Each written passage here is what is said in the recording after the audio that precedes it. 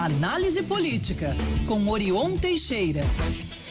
Orion Teixeira por aqui sempre às segundas, quartas e sextas-feiras. E aí, Orion, tudo certo, meu amigo? Bom dia. Bom dia, Bruno, Larissa, Murilo e ouvintes espectadores da Band News. Prazer voltar a falar com vocês. Prazer é nosso, amigo. Dia. Vamos lá então, Orion. Mesmo com a maioria, Zema não consegue aprovar a reforma e as negociações empurram a votação para a próxima terça-feira. Mudanças à vista, Orion.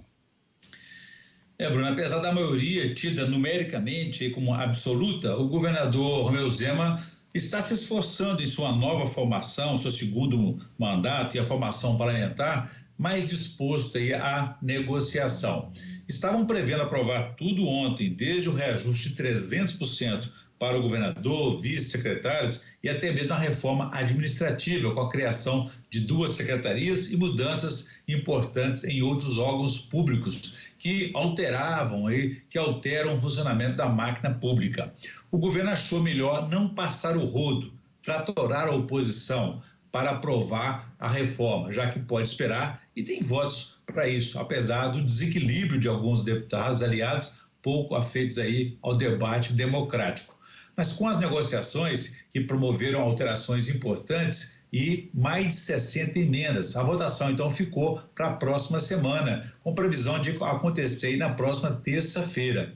Na questão do reajuste dos salários da alta cúpula do governo, 2 emendas vão impor mais negociações. Deputados da área de segurança, por exemplo, defendem que também policiais recebam a recomposição salarial de 35% para repor perdas inflacionárias aí dos últimos 8 anos. Não deverá ser aprovada diante do impacto financeiro. Outra medida foi apresentada para extinguir o pagamento dos jetons a secretários, que são aquelas gratificações, penduricários pagos aos secretários pela participação, pelo assento no Conselho de Empresas Estatais, como a Copasa, a CEMIG, Codemig, para encontros mensais. Bom, parte desses ganhos chegam até R$20 mil por mês, apenas com jetons. Então é uma forma tradicional que o governo sempre usou para engordar os salários de seus secretários. Bom, se isso não for aprovado, haverá secretários, como o da Fazenda, por exemplo, ganhando acima do teto do funcionalismo público, mais de R$50 mil, mais do que um ministro do Supremo Tribunal Federal, e isso não pode. Bom, outras mudanças aconteceram, como, por exemplo, frear aí a ampliação da terceirização de serviços na saúde, na educação, e também está dando mais autonomia na decisão de servidores públicos que quiserem ser cedidos para organizações sociais, o que atualmente não é permitido em Minas. Bom, também houve mudança para que o Conselho Estadual de Educação e o Conselho Estadual de Segurança Alimentar continuem subordinados à Secretaria de Educação. Outra alteração foi deixar mais claro na reforma administrativa que os servidores administrativos da Polícia Civil, que atuam no Detran, permaneçam ligados ao Estatuto dos Servidores da Corporação. Mesmo com essas mudanças, então, a oposição ainda apresentou 66 emendas em plenário. Um dos pontos questionados é a transferência do processo de licenciamento ambiental da Secretaria de Meio Ambiente para a Fundação Estadual do Meio Ambiente. A Secretaria ficaria apenas com a fiscalização. Isso aí está gerando, sim, uma controvérsia, uma polêmica diante dos projetos que estão vindo por aí. Orion, e o Bolsonaro está de volta ao Brasil no aniversário do golpe militar, mas o retorno tem baixa repercussão. O que nós podemos esperar? Olha, Larissa, Bolsonaro voltou exatamente o de caso pensado no aniversário de 59 anos do golpe militar. Mas uma data triste, né, e trágica para a recente história do país.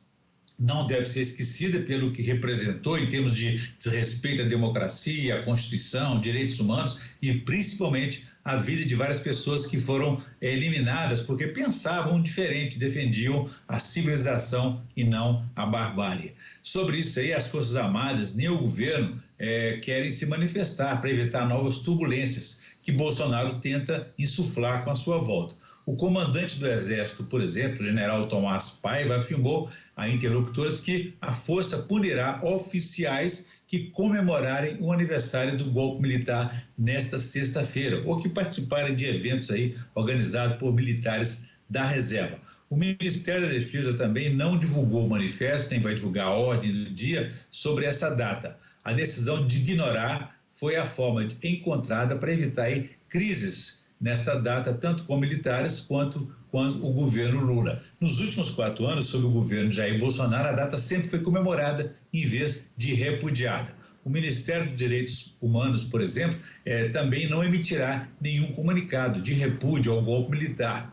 Por outro lado, organizou nos últimos dias a Semana do Nunca Mais, programação com uma série de agendas voltadas à preservação da memória, da verdade, da justiça sobre o período da ditadura militar. Ainda ontem, às vésperas do aniversário do golpe, o Ministério, por meio de sua comissão de anistia, reverteu pedidos de indenização negados pelo governo Bolsonaro em julgamentos considerados injustos. Seja como for, são importantes manifestações e debates que vão acontecer durante todo o dia de hoje sobre o verdadeiro caráter ditatorial do golpe militar de 64. Afinal, os que não viveram esse período da história do Brasil precisam conhecer os males causados pelos regimes autoritários e entendam quais são também os benefícios da democracia. Enfim, Bolsonaro voltou e, como observou um repórter de TV, teve uma recepção de meia dúzia de gatos pingados. Chegou reclamando mais segurança, cobrando carros blindados, sob o argumento de que o PCC, a organização criminosa,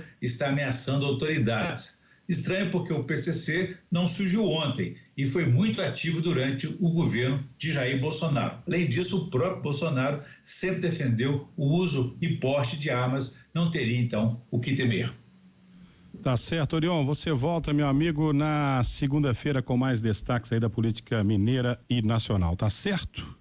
Combinado, Bruno, um abraço para você, Larissa, Murilo e ouvintes espectadores da Band News. Quem quiser saber mais pode consultar meu blog no www.blogdorion.com.br. Um abraço a todos, façamos um bom dia. É isso, façamos este Orion trazendo aí, né, os destaques da política, né, de uma maneira geral.